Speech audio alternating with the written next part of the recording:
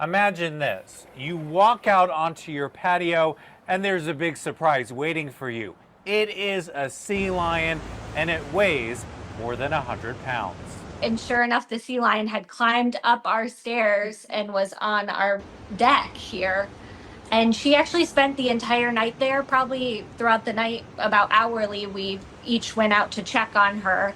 Elizabeth Jensen and her mom Mary were renting an Airbnb in Oceanside. They say a sea lion stayed on their deck all night. It happened last weekend. You could definitely tell something was abnormal. She was very far away from like what her natural habitat would be. And she was also making pretty frequent like rhythmic motions, kind of like seizure activity.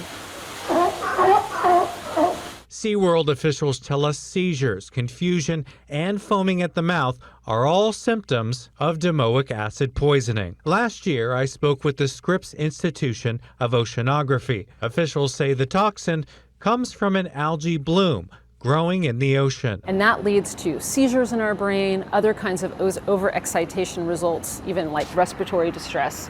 We would experience the same thing if we were eating shellfish that were intoxicated with this toxin. And this year, SeaWorld officials say the bloom is more widespread and more sea lions are getting sick in our area. Since January, they have already rescued 44 sea lions and 20 pelicans. Most of them have domoic acid. They rescued 11 sea lions last year, and the year before, 18. The survival rate once they are rescued has been 50%, and it depends how much toxins are in their bodies and the impact on their brains. Meanwhile, Elizabeth and Mary plan on checking in with SeaWorld to see if the animal they helped on their doorstep survives. They provide us with her number. She's number 51. So we're able to call.